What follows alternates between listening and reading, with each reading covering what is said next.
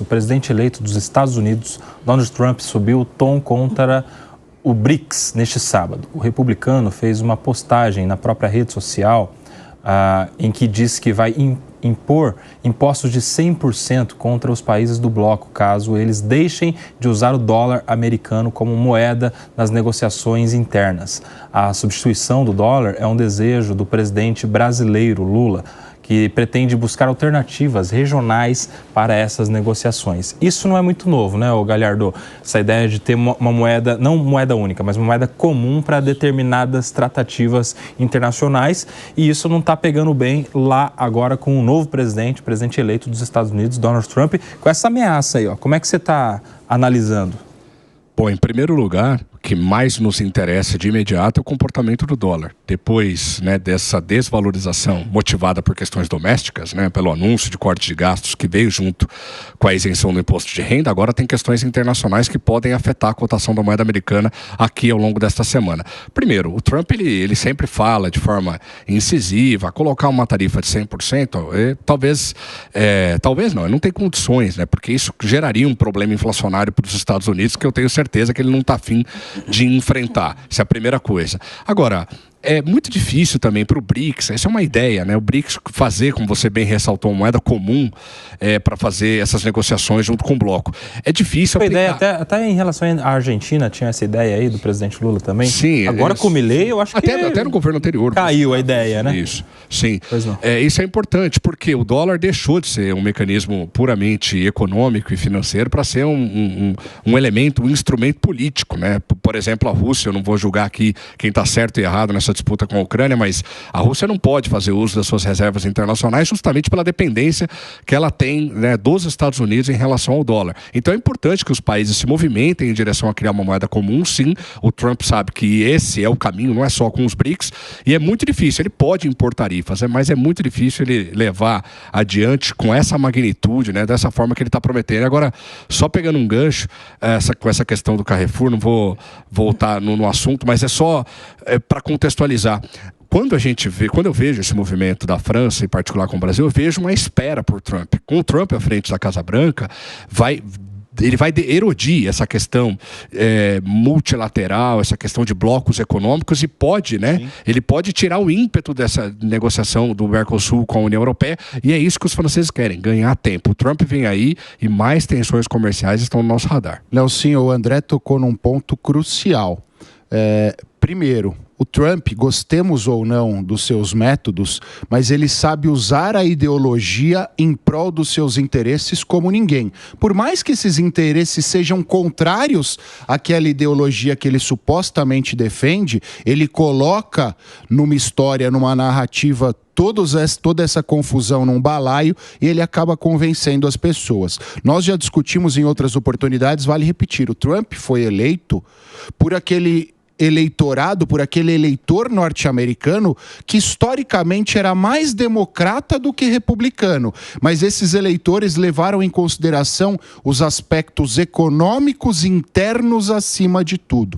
Durante muito tempo, os Estados Unidos foram a polícia do mundo e a grande narrativa do Trump foi exatamente o oposto. A gente precisa resolver tudo internamente para depois olharmos para fora. Mas para que ele mantenha essa chama interna, é óbvio que ele não pode dar força para a Rússia e para a China. E quando a gente lembra BRICS, Brasil, Rússia, Índia e China. Então, dois dos grandes concorrentes norte-americanos estão inseridos. E a África do Sul também. E a África do Sul. Esses os principais, né? Aí a gente teve agora recentemente... Exato, nós tivemos outras entradas. Alguns outros entrando e outros querendo participar também, a exemplo da Venezuela e da Bolívia. Então, fato é... Como é aquele outro estado também não tão democrático aqui? Não, aqui da América, Guatemala. Nicarágua, exato. Então, isso mostra que o Trump obviamente, vai manter essa rivalidade com a Rússia e com a China, muito mais por questões econômicas do que por questões geopolíticas. E ele usou, você tocou num ponto que é importante, ele usou exatamente essa narrativa. Os BRICS, ou BRICS, é um bloco muito mais alinhado a países socialistas, a países de esquerda. E com base nessa narrativa, ele fez essa defesa e fez essa ameaça. Verdade seja dita, a gente sabe que Rússia, China, Venezuela, Guatemala, Bolívia não são necessariamente países democráticos, necessariamente países alinhados com o grande eixo do mundo atualmente. Mas fato é que esse não é o objetivo principal do BRICS. O objetivo do BRICS é um objetivo econômico e é este ponto que atrapalha o grande ídolo de Luiz Fernando Pacheco, Donald Trump. Gesualdo. Verdade, eu adoro o Trump. É uma coisa assim que toca meu coração. Deixa eu fazer uma pergunta para o nosso economista aqui. Quando a gente fala de BRICS, hoje tem pelo menos 4 economias entre as 10 maiores do mundo. É factível essa moeda num padrão, por exemplo, que foi o euro? E mais, se houvesse realmente essa moeda, as economias da Rússia, principalmente do Brasil, não estariam menos à mercê dessa volatilidade do dólar, como nós estamos experimentando hoje? Mas só um detalhe, não seria moeda única, seria moeda comum. Não é isso? Diferenciaria do euro, não é?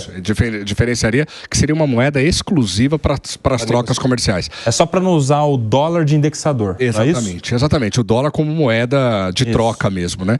Eu acho que eu acho que não livra dos problemas econômicos, dessa volatilidade e tudo, mas livra dos problemas políticos e geopolíticos. Você fica menos à mercê dos Estados Unidos e do dólar para poder fazer suas negociações. Se uma moeda dessa já existisse, por exemplo, a Rússia teria muito mais liberdade para, neste momento, poder atuar com seus parceiros comerciais. Então, é mais uma fuga, né, para não ficar sujeito a esses mecanismos de controle que os Estados Unidos têm usado a partir da sua moeda. E só uma coisa que, né, a gente falou sobre grupo, né, do BRICS, essa questão do eixo de economias que estão mais ao sul, mais socialistas ou perto disso, mas também tem aliados históricos dos Estados Unidos que estão se aproximando, como a Arábia Saudita. Então o Trump está bem preocupado porque tem ganhado cada vez mais força e se tivesse uma moeda comum, ela poderia de fato anular ou tirar muito desse poder que os Estados Unidos têm. E esse imposto de 100% factível ou é muito mais um blefe, uma ameaça? Um blefe, na minha opinião, né? A menos que ele esteja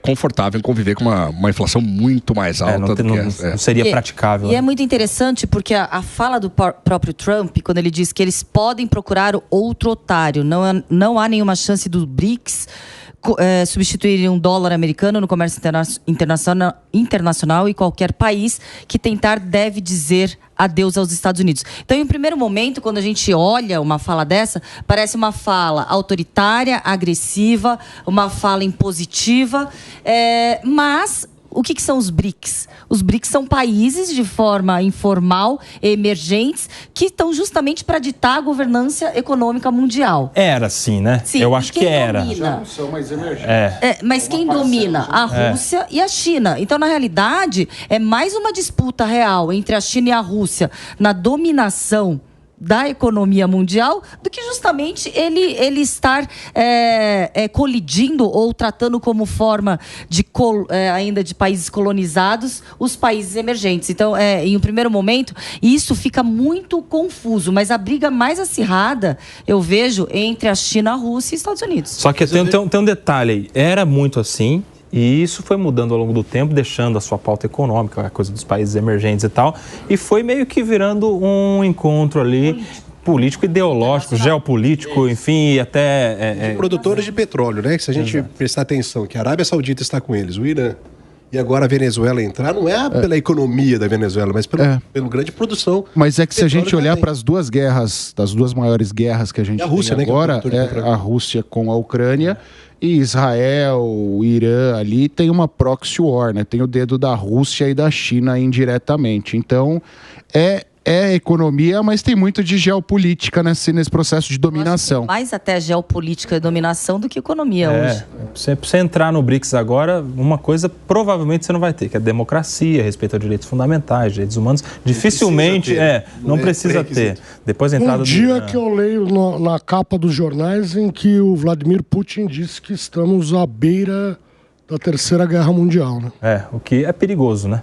Muito perigoso, já que agora temos um presidente americano que, segundo ele, na campanha, se ele fosse o presidente na gestão que é de Joe Biden, nada desses conflitos aí, nenhum desses conflitos teriam acontecido, porque os Estados Unidos seria o guardião do mundo, né, André? Uma coisa a gente tem que dizer, né? Acho que o Trump não é ídolo de ninguém aqui, mas foi o primeiro presidente americano a ir até a Coreia do Norte, proporcionou um aperto de mão entre o Kim Jong-un e o presidente sul-coreano, aquela foto histórica, eles cruzaram a linha ali, né, que divide os dois países, e ele tem um bom relacionamento com o Vladimir Putin. Então ele poderia subverter até essas questões mais estruturais norte-americanas do ponto de vista geopolítico. Então tem a questão comercial, que tem de tudo para ser muito pior na gestão Trump, mas do ponto de vista geopolítico a gente pode ver movimentações interessantes. Então faz sentido essas promessas. É que ele exagera, né? Exagera muito, tipo 100%. Faz algum sentido. Tipo 100%. O que você acabou de falar é extremamente interessante, porque a Ucrânia fez agora um primeiro congresso mundial e ofereceu a todos os parlamentares federais, somente 4 parlamentares federais que amam o Trump foram para a Ucrânia. E é uma contradição, porque o próprio Trump trata o presidente da Rússia, o Putin, como um igual e tem admiração, e despreza o Zelensky. Então é algo tão contraditório que parece... O que a gente tá vendo esses parlamentares fazer?